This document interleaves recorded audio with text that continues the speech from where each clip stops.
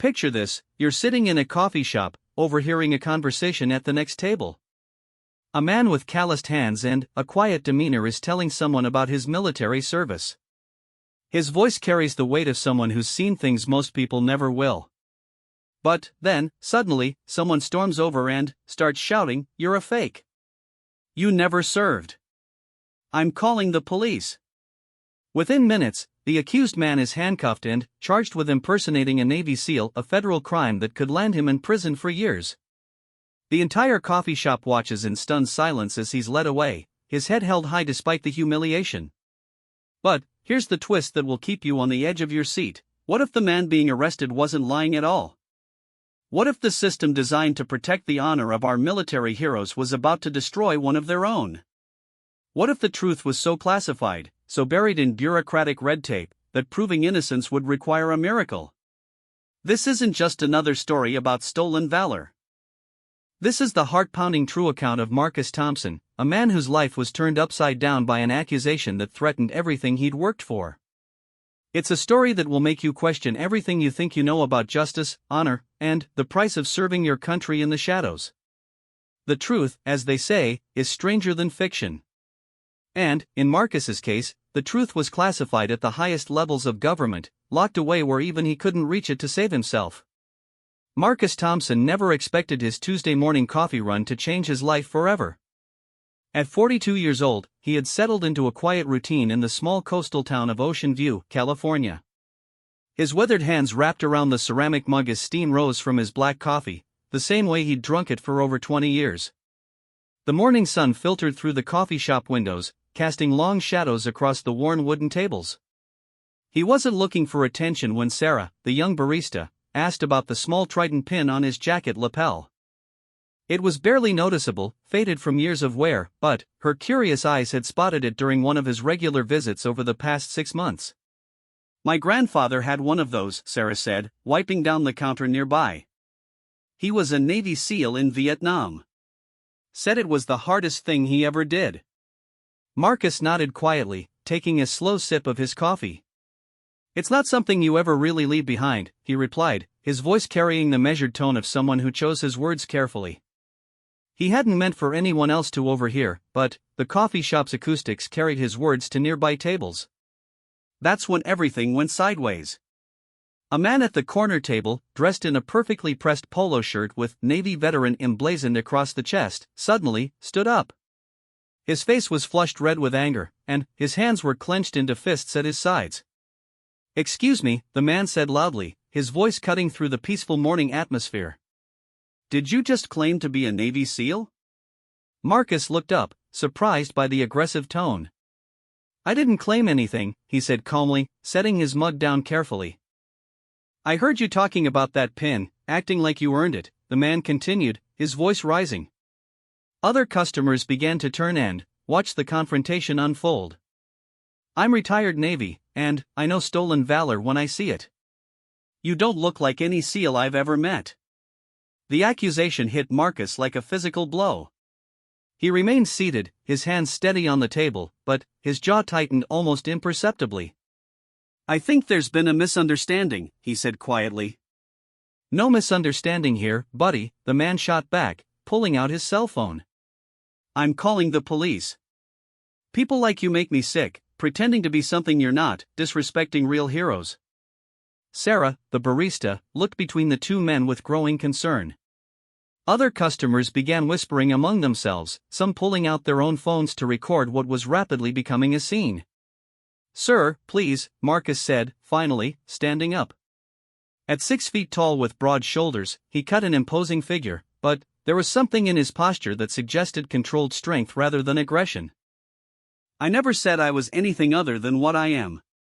"And what exactly are you?" the accuser demanded, now speaking directly into his phone with emergency services. "Because I guarantee you never made it through Bud's training. I can spot a fake from a mile away." The coffee shop had gone completely silent except for the man's voice on the phone. Marcus stood perfectly still, his eyes fixed on a point somewhere beyond his accuser, as if he were looking at something only he could see. It was the same 1,000-yard stare that came from years of training his mind to go somewhere else when things got difficult. Within 10 minutes, 2 police officers arrived at the coffee shop. Officer Janet Rodriguez and her partner, Officer Mike Chen, had responded to countless calls over the years, but this one was unusual. Cases of stolen valor were rare in their small town, and, when they did occur, they usually involved someone making obviously false claims at a bar or military event. What seems to be the problem here? Officer Rodriguez asked, looking between the two men. The accuser, who introduced himself as retired Petty Officer First Class David Morrison, immediately launched into his complaint. This man is wearing a SEAL trident and claiming to be a Navy SEAL. I served 12 years in the Navy, and I know stolen valor when I see it. He's breaking federal law. Officer Rodriguez turned to Marcus, who had remained silent during Morrison's tirade. Sir, can I see some identification? Marcus reached into his wallet and handed over his driver's license. The name read Marcus James Thompson, with a local address. There was nothing on the ID that would indicate military service. Mr. Thompson, do you have any military identification or discharge papers? Officer Chen asked.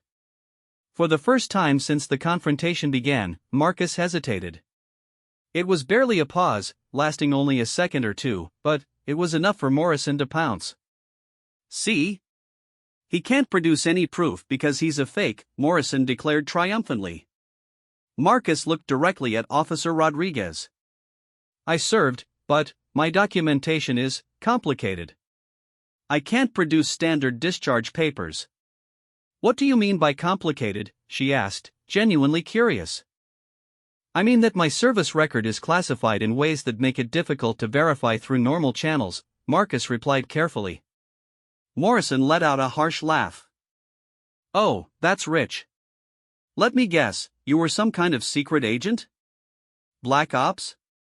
Come on, man, at least come up with a believable lie.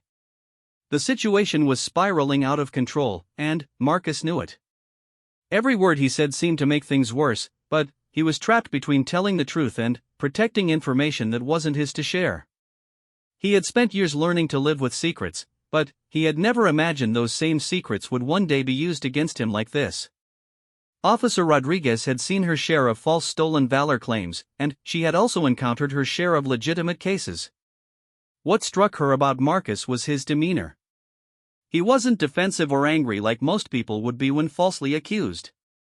Instead, he seemed resigned, as if he had expected this day to come eventually. Mr. Thompson, I'm going to need you to come with us to the station so we can sort this out, she said, reaching for her handcuffs. Is that really necessary? Marcus asked, looking around at the crowd of people now openly recording the encounter with their phones. I'm afraid it is, Officer Chen replied. If you're impersonating a member of the military, specifically a Navy SEAL, that's a federal crime. We need to verify your claims.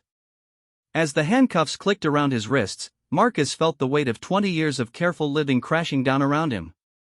He had chosen this small town specifically because he thought he could blend in, live quietly, and avoid exactly this kind of attention.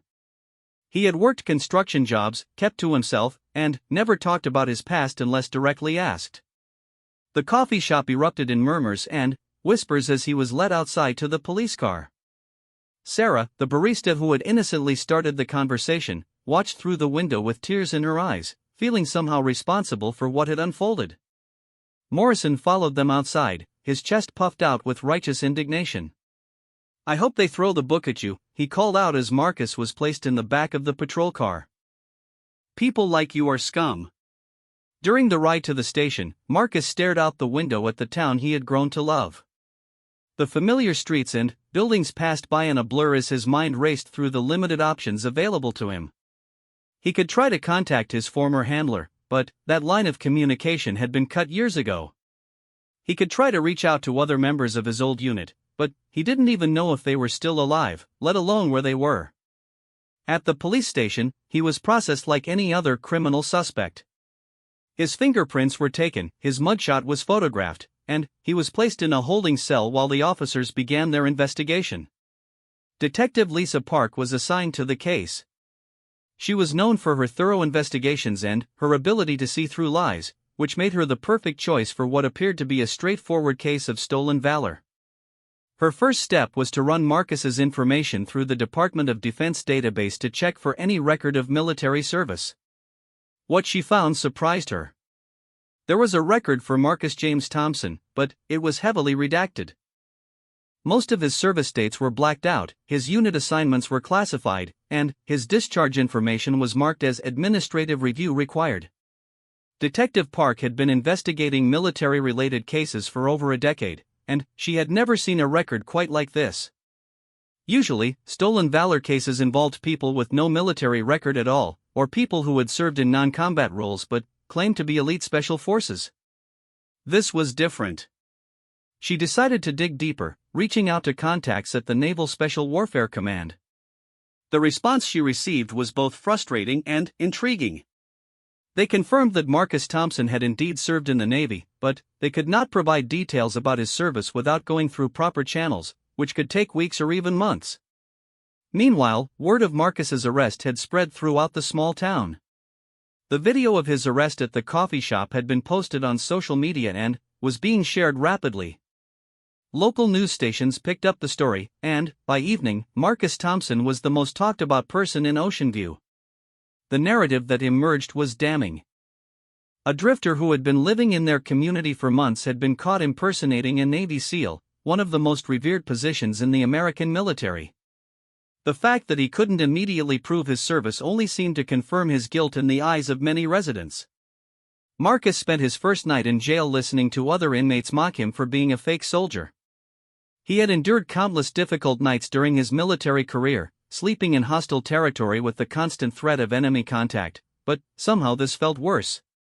At least in combat, he knew who the enemy was. The next morning, Detective Park visited him in his cell. She sat across from him in the small interview room, studying his face for any signs of deception. "Mr. Thompson, I'm going to be straight with you," she began. "Your military record is unusual, to say the least. I've reached out to Naval Special Warfare Command, and they've confirmed you served in the Navy, but they can't provide details without going through official channels." That process could take months. Marcus nodded, unsurprised by this information. "I understand. What I don't understand is why you can't just tell me what unit you served with, who your commanding officers were, where you were deployed. Basic information that would help verify your story." Marcus was quiet for a long moment, choosing his words carefully. "Detective Park, I signed documents when I left the service that prevent me from discussing certain aspects of my military career. I can't break those agreements, even to save myself from these charges." "That's convenient," she replied, skepticism clear in her voice. "It's not convenient at all," Marcus said, meeting her gaze directly. "If it were convenient, I wouldn't be sitting in this jail cell right now." Detective Park had to admit that his story, while impossible to verify, was at least consistent. Most people trying to fake military service made obvious mistakes or told stories that fell apart under scrutiny. Marcus, on the other hand, said very little and refused to elaborate on details that might trip him up if he were lying. As she prepared to leave the interview room, Detective Park made a decision that would change the course of the entire investigation. Instead of waiting for the official channels to slowly grind through the bureaucracy, she decided to make some unofficial inquiries of her own. She had a contact at the Pentagon, a colonel she had worked with on a previous case, who might be able to help her get to the truth faster. That evening, she made the call that would begin to unravel a mystery that had been carefully buried for over a decade. What she would discover would not only prove Marcus Thompson's innocence but would also expose a story of service and sacrifice that went far beyond anything she could have imagined. Detective Lisa Park had been staring at her computer screen for 3 hours straight, but she was no closer to understanding Marcus Thompson's military record than when she started. The heavily redacted documents from the Department of Defense raised more questions than they answered, and her official requests for information had disappeared into the black hole of military bureaucracy. Her contact at the Pentagon, Colonel James Mitchell, had promised to look into the matter personally. When he called back the next evening, his tone was markedly different from their previous conversation. "Lisa, I need to ask you something, and I need you to answer honestly," Colonel Mitchell said, his voice carrying an unusual weight. "How did you come across this name?" "He was arrested for impersonating a Navy SEAL," she replied, sensing that something had shifted in the conversation.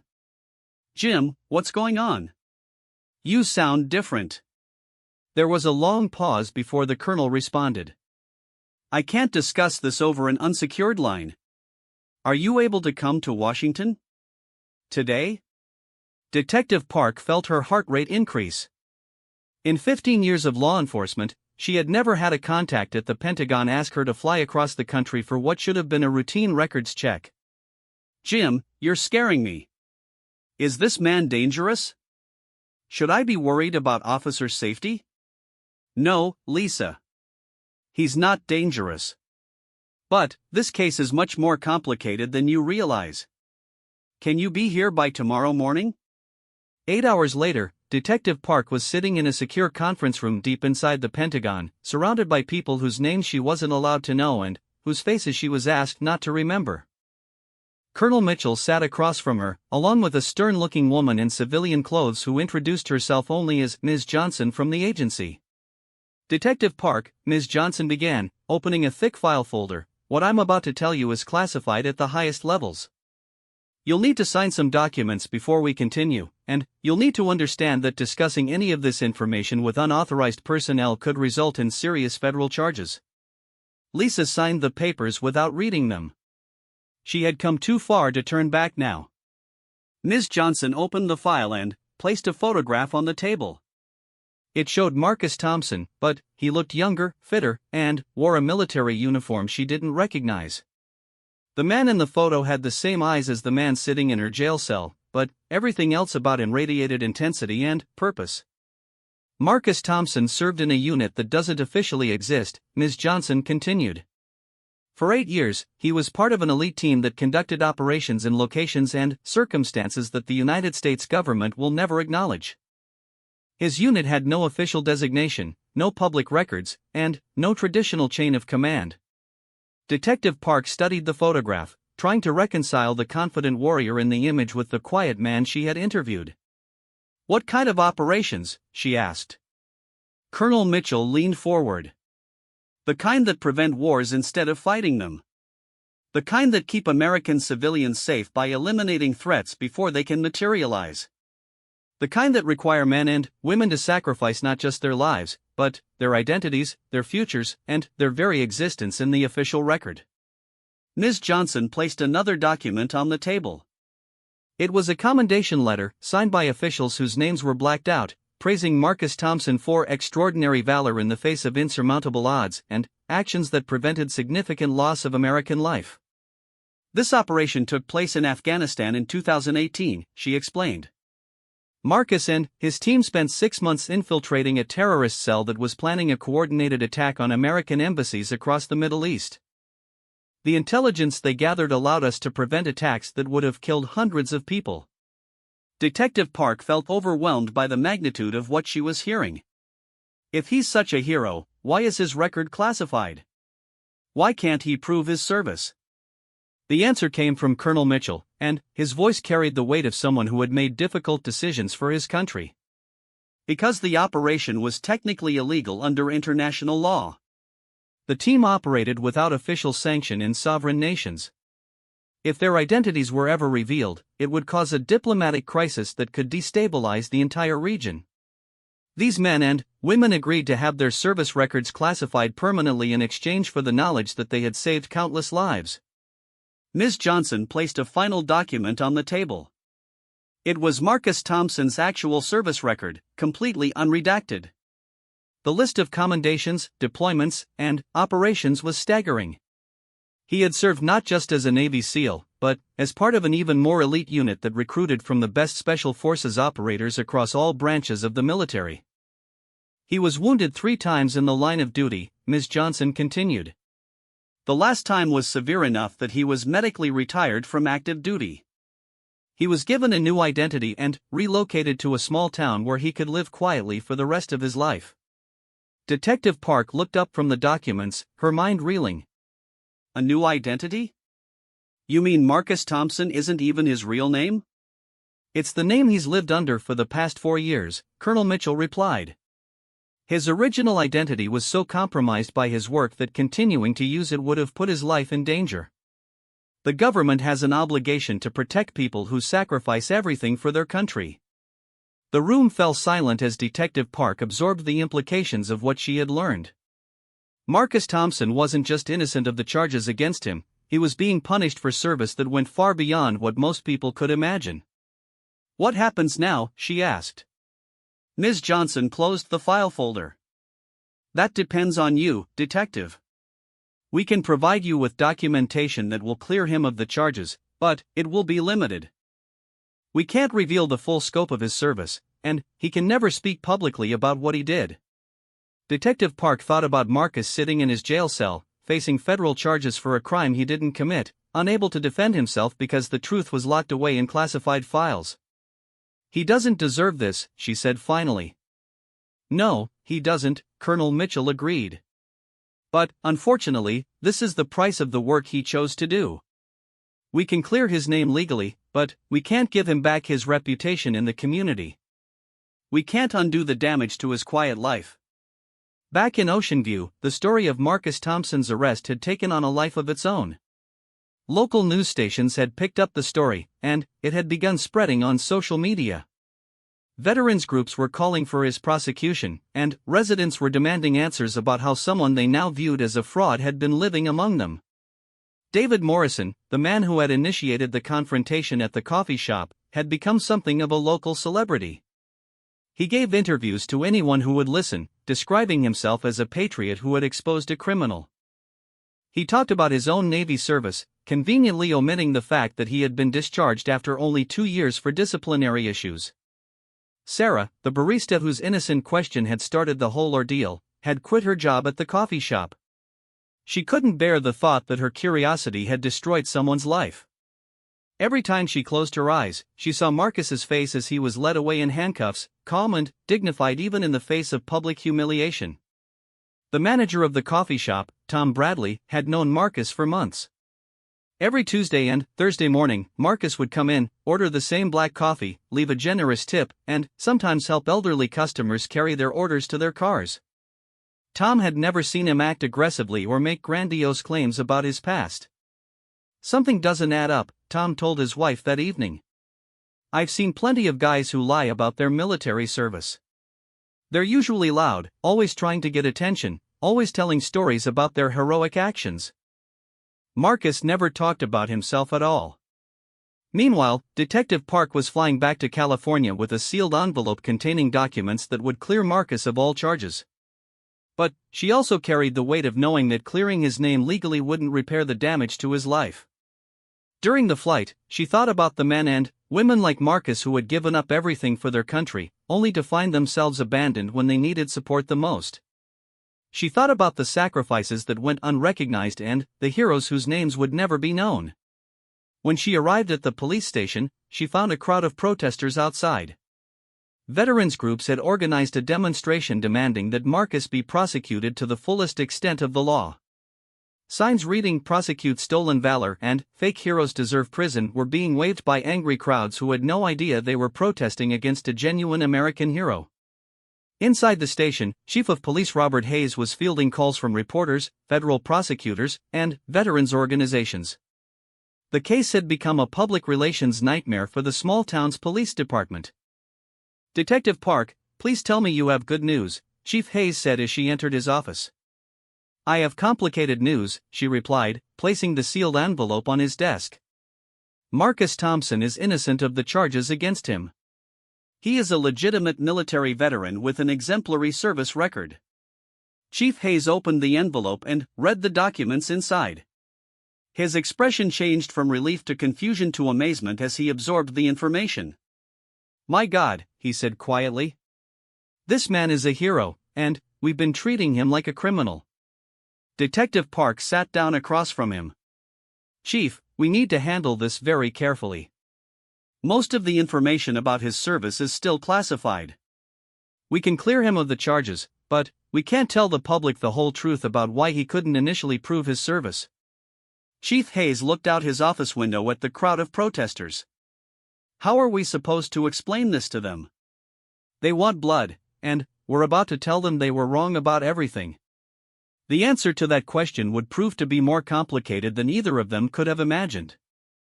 As word began to leak that Marcus Thompson might be innocent, the reaction from the community was not what they expected. David Morrison, who had built his reputation on exposing Marcus as a fraud, doubled down on his accusations. When reporters asked him about rumors that Marcus might be a legitimate veteran, Morrison insisted it was all part of a cover-up. "They're just trying to protect him because the case got too much attention," Morrison told a local news crew. "I served in the Navy, and I know a fake when I see one. No amount of paperwork is going to change what I witnessed." The veterans groups that had organized the protests were split. Some were willing to consider that they might have been wrong, but others had invested too much emotional energy in the case to back down easily. Marcus himself remained in his jail cell, unaware of the investigation that was taking place on his behalf. He had given up hope that the truth would ever come to light. In his mind, he was already planning for a life destroyed by false accusations and public shame.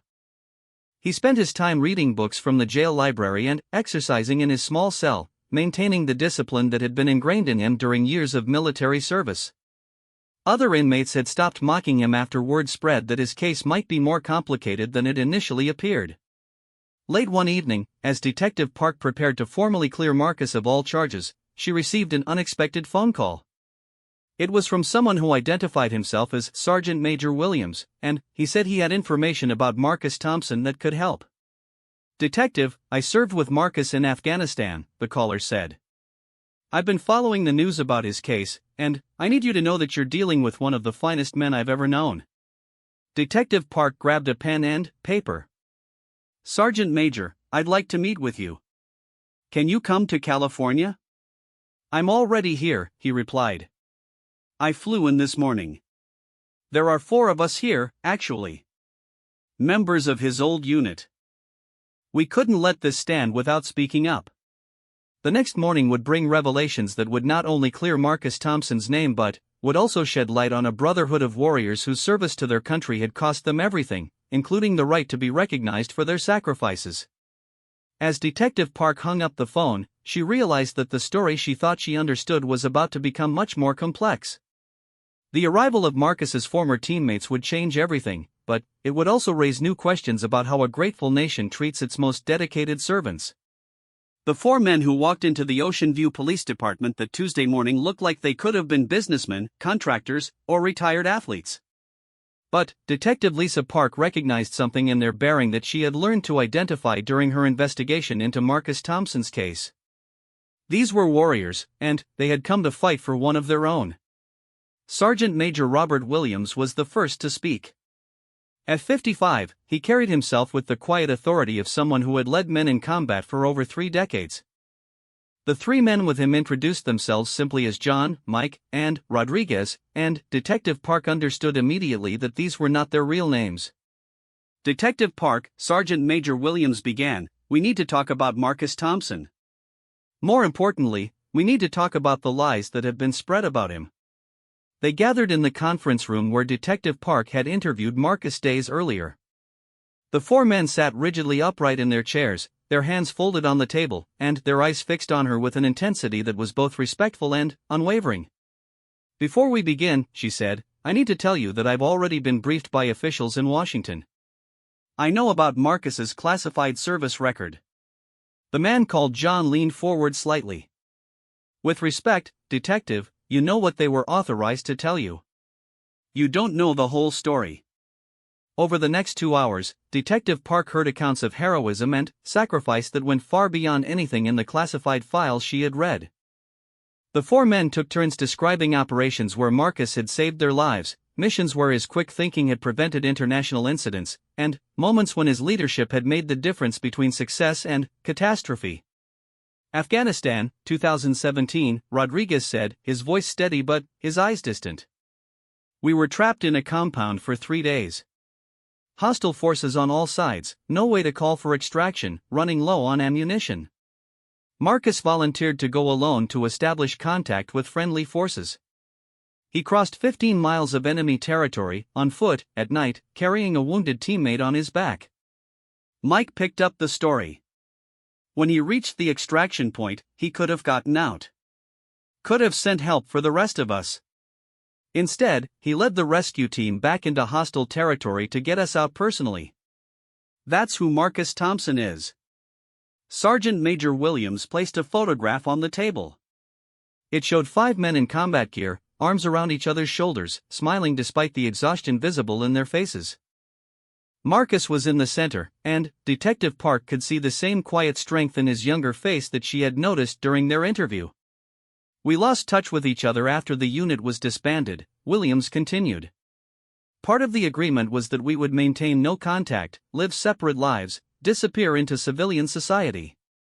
But, when we saw what was happening to Marcus, we had to act. Detective Park studied the photograph. How did you find each other after all these years? We never really lost touch, John admitted. We just pretended to. Men who have been through what we've been through, we look out for each other, even from a distance. The revelation that Marcus's former teammates had been monitoring each other's welfare despite official orders to maintain no contact added another layer to an already complex story. Detective Park was beginning to understand that the bonds formed in their classified unit went deeper than military protocol. Why didn't Marcus contact you when this started? She asked. The 4 men exchanged glances before Mike answered. Because he's Marcus. He'd rather face federal charges alone than risk compromising the rest of us. He probably figured he could handle this without dragging us into it. That afternoon, Detective Park arranged for the 4 men to visit Marcus in jail. The reunion took place in the attorney meeting room, away from the curious eyes of other inmates and guards. When Marcus saw his former teammates, his carefully maintained composure finally cracked. The 5 men embraced without words, years of separation and forced silence dissolving in a moment of genuine emotion. For the first time since his arrest, Marcus Thompson smiled. "You idiots shouldn't be here," he said, but his voice carried gratitude rather than anger. "Try and stop us," Sergeant Major Williams replied. They spent an hour catching up on the years they had lost, sharing stories about their civilian lives and the challenges of readjusting to a world that would never fully understand what they had experienced. But, eventually, the conversation turned to the current crisis. "Marcus, we're going to fix this," John said firmly. "We're not going to let you go down for something you didn't do." "You can't get involved," Marcus protested. "If this story gets out, if people start asking questions about who we were and what we did, it could compromise everything." Rodriguez leaned forward. "Brother, everything's already compromised. The operation we protected by staying silent ended 4 years ago. The people we were protecting are safe. The secrets we kept are no longer relevant. It's time to tell the truth." That evening, Sergeant Major Williams requested a meeting with Chief Hayes and Detective Park.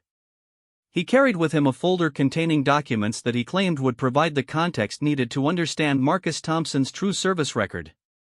"Chief Hayes," Williams began, "I'm going to tell you something that will probably be denied by every government official you contact, but I'm prepared to swear to its accuracy under oath." He opened the folder and began laying out photographs, commendation letters, and after-action reports that painted a picture of military service that went far beyond what most people could imagine. "Marcus Thompson is not just a Navy SEAL," Williams continued. "He was selected for the most elite unit in the American military, a unit so secret that it operated without congressional oversight, without public acknowledgement, and without the protection of official military law. The documents told the story of operations in countries where the United States was not officially present, missions that prevented terrorist attacks before they could be executed, and interventions that stopped conflicts before they could escalate into full-scale wars. The reason Marcus couldn't prove his service," Williams explained, "is because admitting he served would mean admitting these operations took place. And admitting these operations took place would mean admitting that the United States conducted military actions that violated international law." Chief Hayes studied the documents with growing amazement. "Sergeant Major, if this is true, why are you willing to reveal it now?" "Because sometimes doing the right thing is more important than following orders," Williams replied. "We signed agreements to keep these operations secret, but we never agreed to let one of our brothers be destroyed by lies." The next morning, Detective Park and Chief Hayes made the decision that would change everything. They called a press conference and announced that all charges against Marcus Thompson were being dropped immediately. They also announced that new information had come to light that completely vindicated him. The press conference was packed with local residents, veterans groups, and reporters from regional news stations. David Morrison sat in the front row, his face red with anger as he listened to Chief Hayes explain that Marcus Thompson was not only innocent but was, in fact, a decorated military veteran. Mr. Thompson served his country with distinction and honor, Chief Hayes announced. While we cannot reveal the specific details of his service due to national security concerns, we can say with absolute certainty that he earned the right to wear any military insignia he chooses to wear. The reaction from the crowd was mixed. Some people seemed genuinely relieved to learn that they had been wrong about Marcus. Others, particularly those who had invested heavily in the narrative of his guilt, seemed resistant to accepting the new information. David Morrison stood up in the middle of the press conference.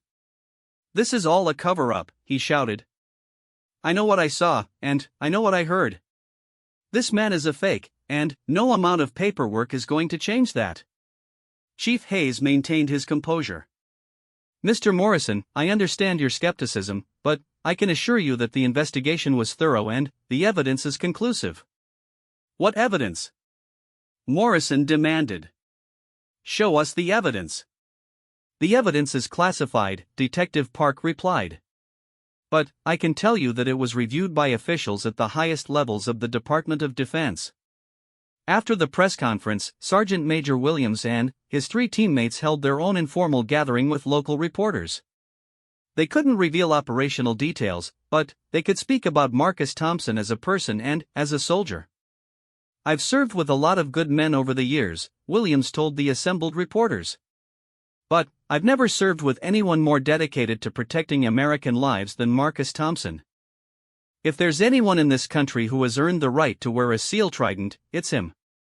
The story of Marcus Thompson's vindication spread quickly through social media and local news networks. But the damage to his reputation in the community had already been done.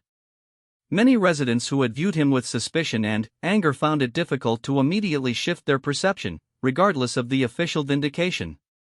Marcus himself was released from jail that afternoon, but he found himself facing a new kind of prison. Reporters were camped outside his small apartment, and everywhere he went, people stared and whispered. Some looked at him with newfound respect, but others seemed to view him with continued suspicion. Sarah, the barista whose question had inadvertently started the entire ordeal, was waiting for him when he returned to his apartment. She had been crying, and she looked like she hadn't slept in days. "Mr. Thompson, I'm so sorry," she said, her voice breaking. "I never meant for any of this to happen. I was just making conversation, and I destroyed your life." Marcus looked at the young woman who had shown him nothing but kindness during his months as a regular customer at the coffee shop. "Sarah, you didn't destroy anything. You asked an innocent question, and someone else chose to turn it into something ugly. That's not your fault." "But if I had just minded my own business," she began. "If you had minded your own business, I never would have known that there are still people in this world who are genuinely curious about others," Marcus interrupted gently. "Don't lose that quality because of what happened here." Over the following weeks, life in Ocean View slowly began to return to normal, but it was a different kind of normal for everyone involved. Marcus found that some residents now treated him like a celebrity, wanting to hear stories about his military service that he couldn't tell. Others continued to view him with suspicion, unable to fully accept that they had been wrong about him. The coffee shop where it all began became something of a local landmark, with tourists stopping by to see the place where the SEAL controversy had started. Tom Bradley, the manager, eventually put up a small plaque near Marcus's usual table that read, "In honor of all who serve in silence." David Morrison, the man who had initiated the confrontation, found himself facing a different kind of scrutiny. As details of Marcus's vindication spread, people began asking questions about Morrison's own military service. When reporters investigated his background, they discovered that his 2-year Navy service had ended with a less than honorable discharge for disciplinary issues. Morrison left town quietly one morning, leaving behind a community that was grappling with questions about judgment, justice, and the true meaning of heroism. Marcus's 4 former teammates stayed in Ocean View for 2 weeks, helping him rebuild his life and his reputation. They organized a small gathering at the local VFW post, where Marcus was formally welcomed by the veteran community that had initially rejected him. During the gathering, Sergeant Major Williams stood up to address the crowd of local veterans. "Brothers and sisters," he began, "we've all learned something important over the past few weeks. We've learned that heroism doesn't always look the way we expect it to look. We've learned that the greatest warriors are often the quietest ones. And we've learned that sometimes the people who deserve our respect the most are the ones who can't ask for it."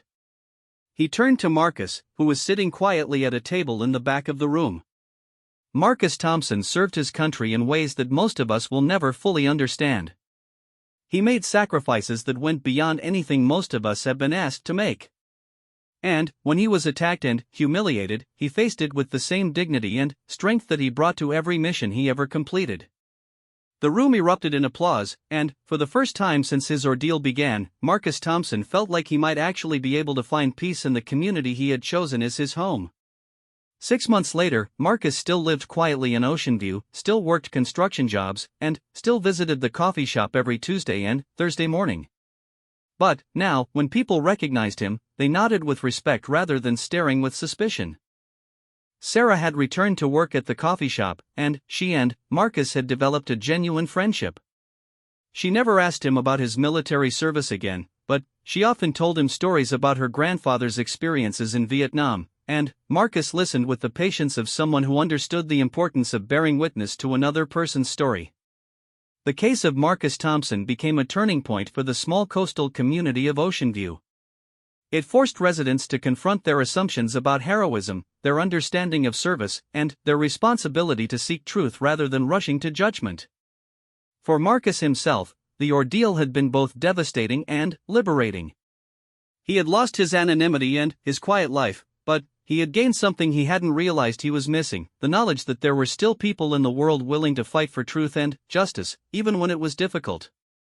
On quiet evenings, sitting on the small deck of his apartment and watching the sun set over the Pacific Ocean, Marcus Thompson reflected on the long journey that had brought him to this place. He had served his country in secret, lived with classified memories, and endured public humiliation. But, in the end, the truth had prevailed, and he had been reminded that honor, once earned, can never truly be taken away. The brotherhood that had sustained him through his darkest military missions had also sustained him through his civilian crisis. And, in a small coastal town in California, a community had learned that sometimes the most ordinary-looking people among them are actually extraordinary heroes living in quiet service to something greater than themselves.